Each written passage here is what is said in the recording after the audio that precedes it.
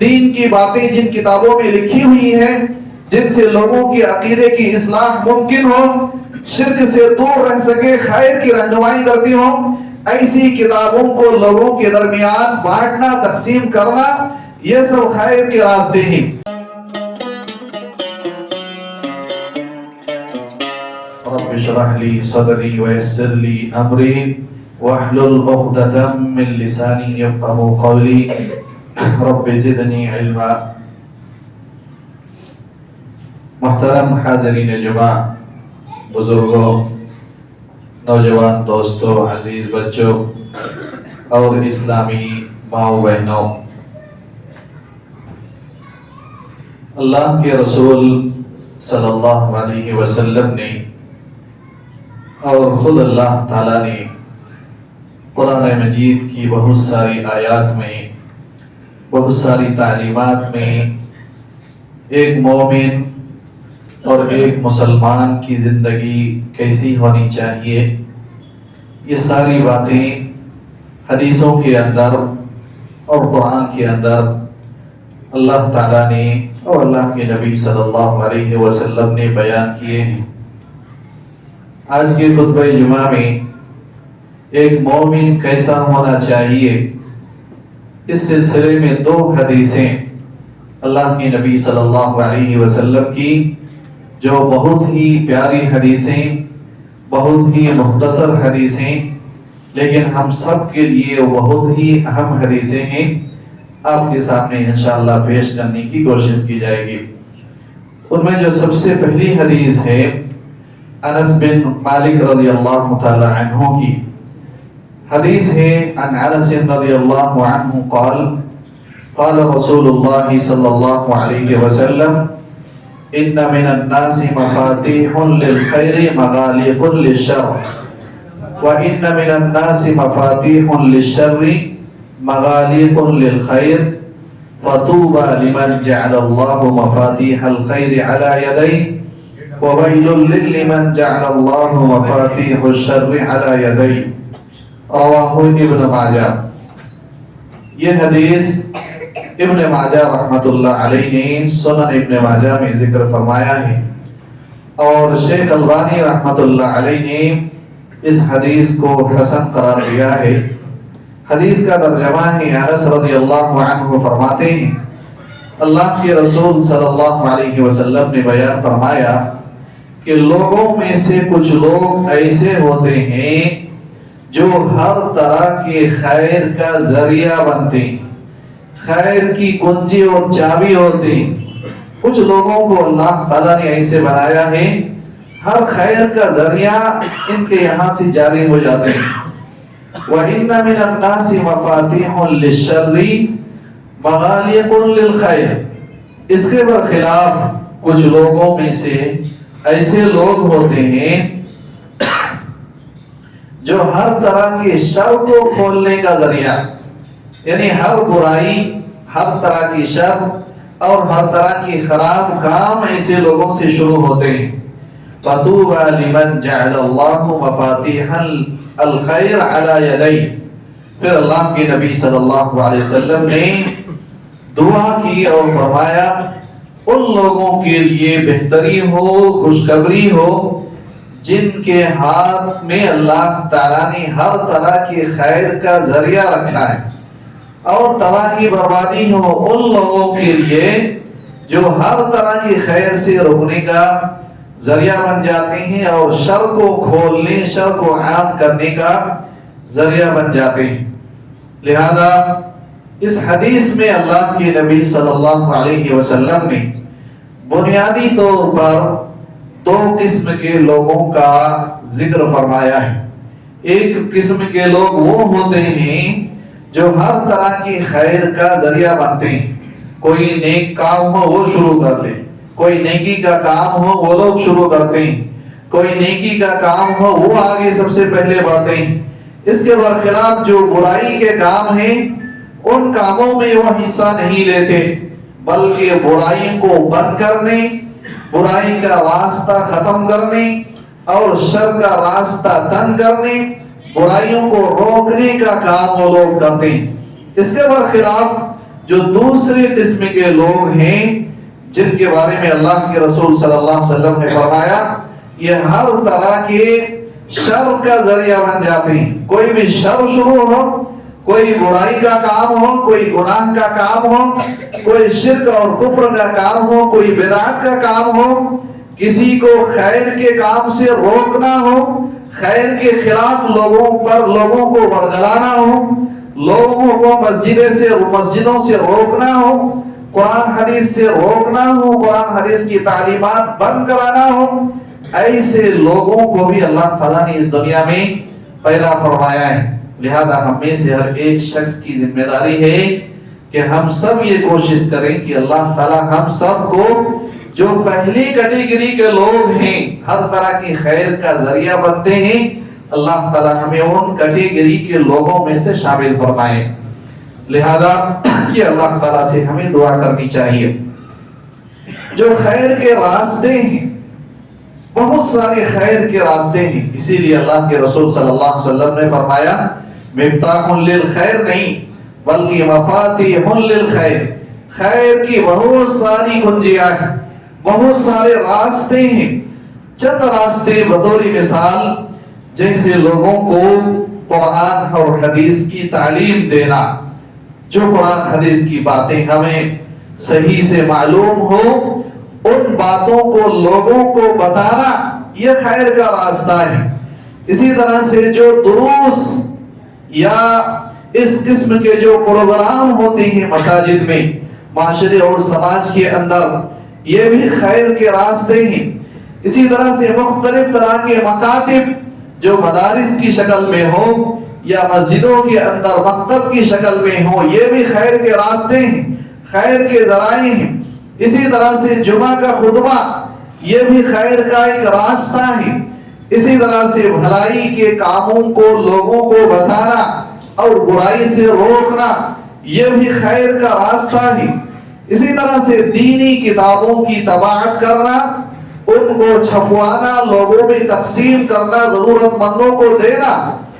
یہ بھی خیر کے راستے ہیں. قرآن کی تفسیر چھپوانا، ان کو خریدنا، لوگوں میں تقسیم کرنا، دین کی باتیں جن کتابوں میں لکھی ہوئی ہیں جن سے لوگوں کی عقیدے کی اصلاح ممکن ہو، شرک سے دور رہ سکے، خیر کی رہنمائی کرتی ہو، ایسی کتابوں کو لوگوں کے درمیان بانٹنا، تقسیم کرنا، یہ سب خیر کے راستے ہیں. مدارس کھولنا اور اس کے پیچھے اخراجات کو برداشت کرنا، اور اسی طرح سے آج کل کے زمانے میں یوٹیوب اور سوشل میڈیا ہے، یہ بھی بہت سارے خیر کے راستے اس کے اندر موجود ہیں. جو معتبر اور قابل قدر علماء کرام ہیں جن کی باتوں پہ بھروسہ کیا جا سکتا ہے، جو قرآن حدیث کے مطابق لوگوں تک علم کو قرآن حدیث کی باتیں پہنچاتے ہیں، ایسے علماء سے جڑے رہنا، ان کے میسج کو، ان کے ویڈیو، ان کے ریکارڈنگ کو اور ان کی باتوں کو لوگوں تک پہنچانا، یہ بھی خیر کا ذریعہ ہے. لہذا اس کو بھی ہمیں استعمال کرنے کی ضرورت ہے، اور یہ آج کے زمانے میں بہت بڑا خیر ہے جس کا ہمیں آج تک احساس نہیں ہو پایا. آج کل حالت یہ ہے کہ کوئی ریل اگر آ جائے جس میں ہنسی مذاق کی باتیں ہوں، جس میں لوگ ہنسی مذاق کر لیتے ہیں، اس قسم کے ریل ہمارے پاس آئے تو ہمارے نوجوان، ہمارے لوگ فوراً اس کو فارورڈ کرتے ہیں. لیکن جمعہ کا خطبہ اگر آ جائے ہمارے واٹس ایپ میں، ہمارے یوٹیوب چینل میں، ہمارے میسج میں، تو ایسی صورت میں ہمارا توجہ اس پہ نہیں جاتا، اور اس کو شیئر کرنا، دوسروں تک بھیجنا، یہ ہمارا توجہ میں نہیں ہے. آج سے تقریباً 4 سال پہلے سے اس مسجد کے لیے ایک یوٹیوب چینل ہے، اور اس میں 200 سے زیادہ آج تک جو سبسکرائب کرنے والے لوگ ہیں ان کی تعداد نہیں بڑھی. اسی جگہ پہ اگر کوئی دنیاوی یوٹیوب چینل ہوتا جس میں ہنسی مذاق کی باتیں ہوتی، گالی گلوچ کی باتیں، گانے، ناچنے اور اس قسم کی چیزیں ہوتی، لاکھوں لوگ اس میں جڑتے، لاکھوں لوگ اس کو سبسکرائب کرتے اور دوسروں تک پہنچانے کی کوشش کرتے. لیکن 4 سال سے ایک یوٹیوب چینل اس مسجد کا ہے، بہت سارے لوگوں کو معلوم بھی نہیں ہے کہ یہ چینل بھی چلتا ہے. اس میں بھی بہت ساری قرآن حدیث کی باتیں علماء کی باتیں، خطبے، پروگرام، دروس نشر کیے جاتے ہیں اور وہ خیر کے راستے ہیں. نہ جانے ان خیر سے بہت سارے لوگ شاید فائدہ اٹھائیں، یہ ہم میں سے بہت سارے لوگوں کو احساس نہیں ہے. یہ خیر کے راستے ہیں، ان کو ہمیں تلاش کرنا چاہیے اور ان سے ہمیں فائدہ اٹھانا چاہیے. نہ جانے ہماری کون سے فارورڈ کرنے سے، کون سی بات لوگوں کو بھیجنے سے لوگوں کو ہدایت مل جائے، ہمیں نہیں معلوم. اس مختصر یوٹیوب چینل میں جو کہ بہت کم لوگ اس کو فالو کرتے ہیں یا دیکھتے ہیں، کئی بار یہ 2-3 سال میں یہ واقعہ 2 بار میرے ساتھ ایسا پیش آیا. 2 مجلس میں گیا، 2 ایسے پروگرام میں میں حاضر ہوا جس پروگرام میں جو بچے اسپیچ دے رہے تھے وہ سیم وہی الفاظ، وہی میٹیریل، وہی جملے جو میں نے آج خطبے کے جمعہ میں جو میں نے بولے، سے وہی تقریر انہوں نے کاپی پیسٹ کر کے دوسرے پروگرام میں پیش کیا ہے. یہ خیر کا ذریعہ ہے، لوگ فائدہ اٹھا رہے ہیں، لوگوں کو اس سے مدد ملتی ہے، تعاون ہوتا ہے. یہ ساری چیزیں خیر کے راستے ہیں، خیر کے کام ہیں. ان کاموں میں ہمیں آگے بڑھنے کی کوشش کرنی چاہیے. اسی طرح سے خیر کے کاموں میں سے علمی مسابقات کرانا، قرآن سیکھنے کا کمپٹیشن ہو، قرآن کی تعلیم کو عام کرنے کا کوئی کمپٹیشن ہو، چند حدیثوں کو، اہم حدیثوں کو سکھانے کا کوئی کمپٹیشن ہو، چند ضروری دعائیں جو ہر مسلمان کو یاد کرنا ضروری ہیں، نماز کی دعائیں، صبح شام کی دعائیں، فرض نماز کے بعد کی دعائیں، ان دعاؤں کو ایک ساتھ اکٹھا کرنا، ان کی تشریح کرنا، ان کو جمع کرنا، ان کو پرنٹ کرانا، ان کو لوگوں میں تقسیم کرنا، اگر ممکن ہو تو اپنے بجٹ لگا کے اس میں کمپٹیشن کرنا، تاکہ یہ دعائیں ہمارے نوجوانوں کو، ہمارے بچوں اور بچیوں کو یاد ہو جائے اور مرنے کے بعد بھی اس کا اجر و ثواب ہمیں ملتا رہے. لہذا یہ سب خیر کے کام ہیں. لہذا کوئی انسان اگر کہے اس قسم کے مسابقات ہم کرانا چاہتے ہیں، اپنے بجٹ میں کرانا چاہتے ہیں، اتنا ہمارے پاس بجٹ ہے، آپ کرائیے، آئیے، مسجد کے راستے کھلے، علماء کرام موجود ہیں، ائمہ موجود ہیں یہ کام کرنے کے لیے. آپ ان کو ہمت دیجئے، ان سے کہیے آپ آگے بڑھیے، جو بھی علمی کام ہے، خیر کے کام ہے، ہمیں بتائیے، ہم کرنے کے لیے تیار ہیں. انشاءاللہ وہ علماء کرام آپ کی ضرور رہنمائی کریں گے اور اس قسم سے آپ کے لیے بھی صدقہ جاریہ ہوگا. لہذا ان خیر کے کاموں میں ہمیں آگے بڑھنے کی کوشش کرنی چاہیے. دوسری حدیث جس کو امام بخاری رحمت اللہ علیہ اور امام مسلم رحمت اللہ علیہ نے اپنی کتاب میں صحیح بخاری اور مسلم کے اندر ذکر کیا ہے، بہت بہترین اور پیاری اور بہت ہی سبق آموز، ہم سب کے لیے بہترین حدیث ہے. عبداللہ ابن عمر رضی اللہ تعالی عنہما کی ہے، کہتے ہیں ان رسول اللہ صلی اللہ علیہ وسلم انہو قال، اللہ کے نبی صلی اللہ علیہ وسلم نے ایک بار مجلس میں صحابہ کرام کے سامنے پوچھا، کہا ان من الشجر شجرہ، درختوں میں سے ایک ایسا درخت ہے، بہت سارے دنیا میں درخت پائے جاتے ہیں، جھاڑ پائے جاتے ہیں، ان میں سے ایک ایسا درخت ہے لا یسقط ورقها، جس کے پتے کبھی نہیں جھڑتے، کسی بھی موسم میں نہیں گرتے، 12 مہینے کے موسم میں کبھی اس کے پتے نہ خشک ہوتے ہیں نہ گرتے ہیں. وہی مثل المسلمین، اور اس درخت کی مثال ویسے ہی ہے جیسے مسلمان کی ہے. وہ درخت ویسا ہی ہے جیسے ایک مومن ہوتا ہے. وہ درخت، وہ جھاڑ اور ایک مسلمان مومن ایک جیسے ہوتے ہیں. حدثونی ما ہی، اللہ کے رسول صلی اللہ علیہ وسلم نے اس درخت کی خوبی بیان کر کے صحابہ کرام کو چھوڑ دیا. بتاؤ کون سا درخت ہے جو مسلمان کی طرح ہے، ایک مومن کی طرح ہوتا ہے. فوقع الناس فی شجر البادیہ، لہذا لوگ سوچنے لگے یہ کیسا درخت، کون سا درخت یہ ہو سکتا ہے. لوگ صحراؤں میں، جنگلوں میں اور دوسری جگہ گھوم رہے ہیں، دماغ لگا رہے ہیں، شاید وہ انار کا درخت ہوگا، شاید وہ آم کا درخت ہوگا، شاید وہ بیری کا درخت ہوگا، شاید وہ کسی دوسرا درخت کا نام وہ سوچ رہے ہیں، لیکن کسی کو اس تک پہنچ نہیں ہوئی، اس درخت تک. ابن عمر رضی اللہ تعالی عنہما فرماتے ہیں ان کی عمر صرف اس مجلس میں 11 سال، چھوٹا سا بچہ 11 سال ان کی عمر ہے، مجلس میں بیٹھے ہیں. ووقع في نفسه انها النخلہ. عبداللہ ابن عمر کہتے ہیں، فرماتے ہیں، جیسے ہی اللہ کے نبی صلی اللہ علیہ وسلم نے یہ سوال کیا، ابو بکر، عمر، بڑے بڑے صحابہ کرام سب خاموش رہ گئے، کسی نے جواب نہیں دیا، کوئی نہیں بتا پایا. میرے دل میں تو خیال آ گیا تھا کہ وہ درخت جو ہے کھجور کا ہی ہو سکتا ہے. میرے دل میں آ گیا کہ وہ درخت کھجور کا ہی ہو سکتا ہے. قال عبداللہ فاستحییت، لیکن عبداللہ ابن عمر نے کہا کہ مجھے شرم آئی، میں بتانا نہیں چاہتا تھا کہ میرے ابو عمر رضی اللہ تعالی عنہ اس مجلس میں ہیں، ابو بکر جیسے بڑے بڑے صحابہ کرام ہیں، اور انہوں نے جواب نہیں دیا، میں جواب دے دوں. اس بات سے مجھے شرم آئی. لوگوں کا احترام کرتے ہوئے، ان کی عزت اور توقیر کرتے ہوئے میں نے اس خاموشی اختیار کر لی. اور یہ علم کا ادب ہے، طالب علم کا ادب ہے. فقالوا یا رسول اللہ اخبرنا بها، صحابہ کرام نے کوئی جواب نہیں دیا بلکہ سوال کر لیا اللہ کے رسول صلی اللہ علیہ وسلم سے. کہا اللہ کے نبی، وہ کون سا درخت ہے جو ہمارے مسلمان جیسا،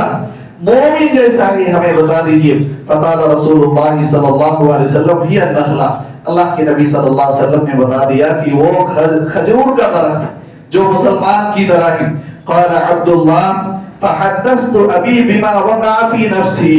عبداللہ ابن عمر کہتے ہیں جب مجلس ختم ہو گئی،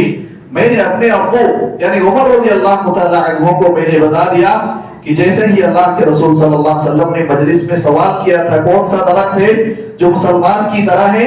مجھے فوراً معلوم ہو گیا تھا، میرے دل میں آ گیا تھا کہ وہ کھجور ہی کا درخت ہے. عمر رضی اللہ تعالی عنہ نے کہا لَأَن تَكُونَ قُلْتَهَا أَحَبُّ إِلَيَّ مِنْ أَنْ يَكُونَ لِي كَذَا وَكَذَا. عمر رضی اللہ تعالی عنہ نے کہا بیٹے، اگر تم نے اللہ کے نبی صلی اللہ علیہ وسلم کے سامنے، لوگوں کے سامنے اگر اس سوال کا جواب دے دیتا تو میرا سینہ تو چوڑا ہو جاتا، خوشی سے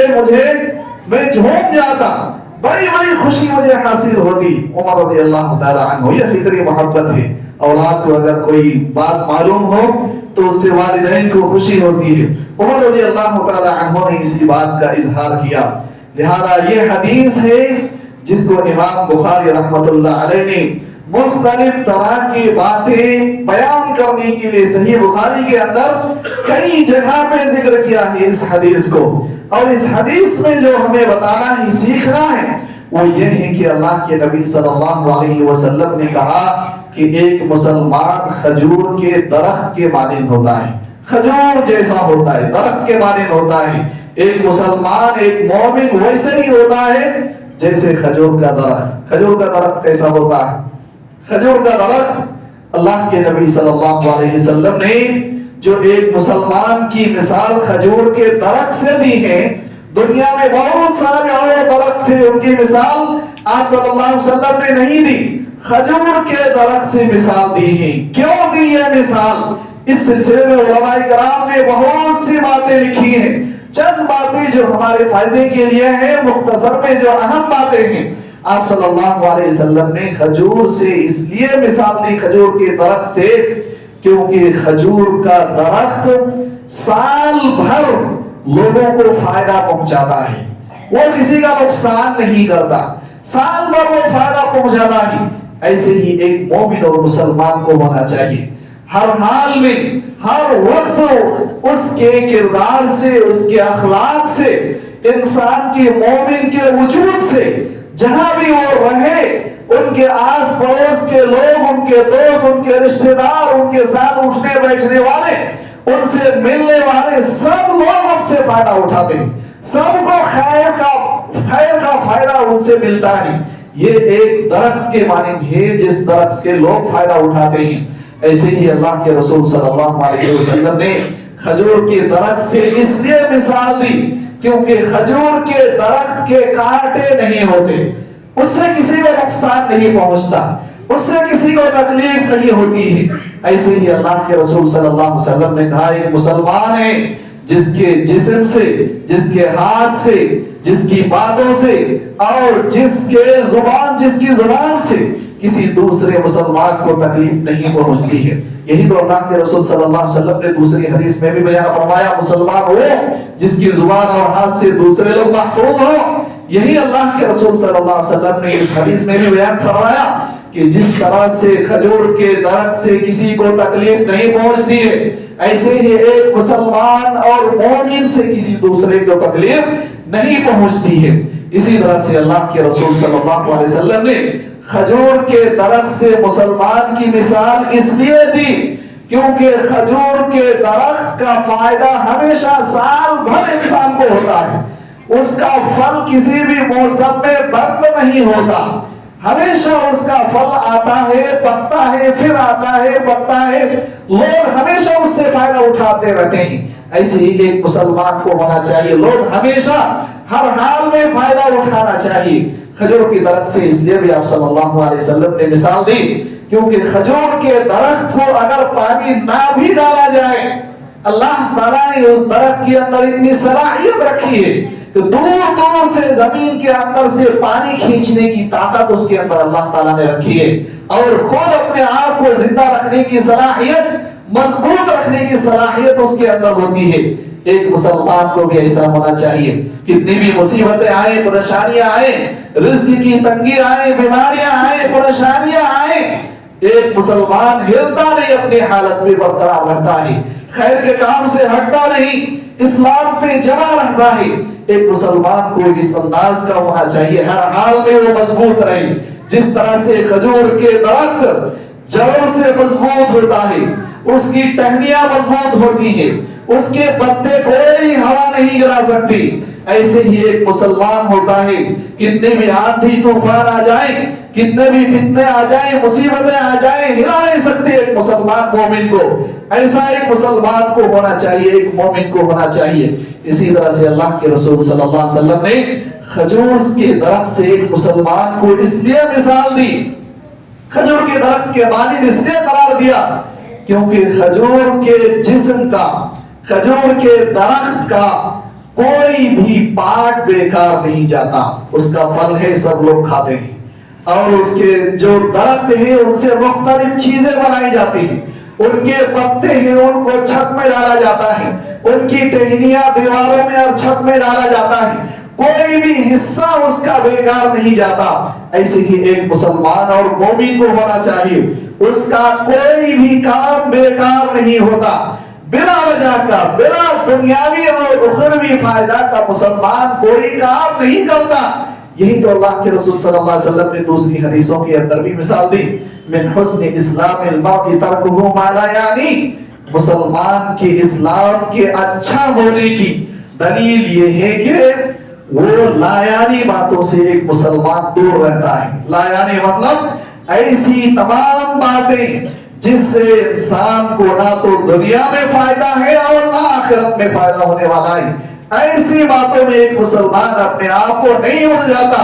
اپنے آپ کو جو فائدے کی چیزیں ہیں ان میں انسان مشغول رکھتا ہے۔ ایک مسلمان، ایک مومن ایسے ہی بالکل درخت کی مانند، کھجور کے درخت کے مانند، جس کے جسم کا، جس کے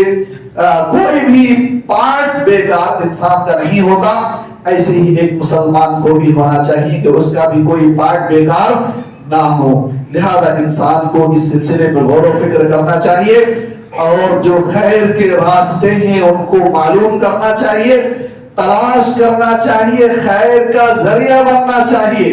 اور بالکل اس کھجور کے درخت کے مانند بھی اگر وہ سوکھ کے ختم ہو جائے، وہ جھاڑ ختم ہو جائے، اس کا وجود بھی ختم ہو جائے، اس جھاڑ کے جانے کے بعد بھی اس کے مختلف پارٹ سے لوگ فائدہ اٹھاتے ہیں، ایسی ہی ایک مسلمان مومن کو بھی ہونا چاہیے کہ وہ دنیا سے چلا جائے، اس کی موت اور وفات ہو جائے، تب بھی لوگ اس کے علم سے، ان کی بتائے ہوئے باتوں سے، ان کے پڑھائے ہوئے چیزوں سے، ان کے کیے ہوئے خیر کے کاموں سے، ان کی بنائی ہوئی مسجدوں سے، ان کے بنائے ہوئے مدارس سے، ان کے مرنے کے بعد بھی لوگ فائدہ اٹھاتے رہیں۔ یہ خیر کا سلسلہ اس انسان کے لیے چلتا رہے۔ لہذا ہم میں سے ہر ایک شخص کو خیر کی تلاش میں ہونا چاہیے، اور کبھی بھی شر کا ذریعہ نہیں بننا چاہیے، بلکہ ہمیشہ ایک مسلمان مومن کو کوشش کرنی چاہیے کہ جو بھی خیر کا ذریعہ ہے اس میں سب سے پہلے آگے آئے اور ہر خیر کو شروع کرنے کی کوشش کریں اور ہر خیر کو اسٹارٹ کرنے کی کوشش کریں، خیر کا ذریعہ بنے، کوشش کریں کہ کوئی بھی شر ہم سے شروع نہ ہو، ہم سے کوئی بری بات، بدعات، کوئی خرافات، کوئی کفر، کوئی شرک، کوئی گناہ کے کام شروع نہ ہو جائے کہ لوگ اس پہ عمل کرتے رہیں اور اس کا گناہ ہمارے اوپر آتا رہے، بلکہ مومن کو ایک کوشش یہ کرنی چاہیے کہ خیر کا کام شروع کریں تاکہ اس خیر پہ جتنے بھی لوگ عمل کرنے والے ہوں گے اس کا اجر و ثواب بھی ہمیں ملتا رہے اور قیامت تک اس کا اجر و ثواب ہمارے نام پہ جاری رہے۔ یہ کوشش ہر ایک مسلمان کو کرنی چاہیے۔ اللہ تعالیٰ سے دعا ہے اللہ تعالیٰ ہم سب کو خیر کا ذریعہ ثابت کرے، اللہ تعالیٰ ہر طرح کی شر سے ہم سب کو محفوظ رکھے، اللہ تعالیٰ ہر طرح کی شر اور برائی کو شروع کرنے سے، ان کو پھیلانے سے اور ان کو عام کرنے سے اللہ تعالیٰ ہم سب کو بچائے رکھے۔ اللہ تعالیٰ خیر کے کاموں میں آگے بڑھ کے حصہ لینے کی توفیق عطا فرمائے۔ اللہ تعالیٰ جب تک تو ہمیں زندہ رکھے ایمان اور اسلام کی حالت پر زندہ رکھے اور جب ہمارا خاتمہ ہو ایمان اور اسلام کی حالت پر ہو۔ بارک اللہ لنا ولکم فی القرآن المجید ونفعنی وإیاکم بالآیات والذکر الحمید انہ تعالی جواد کریم علیکم ورؤوف رحیم۔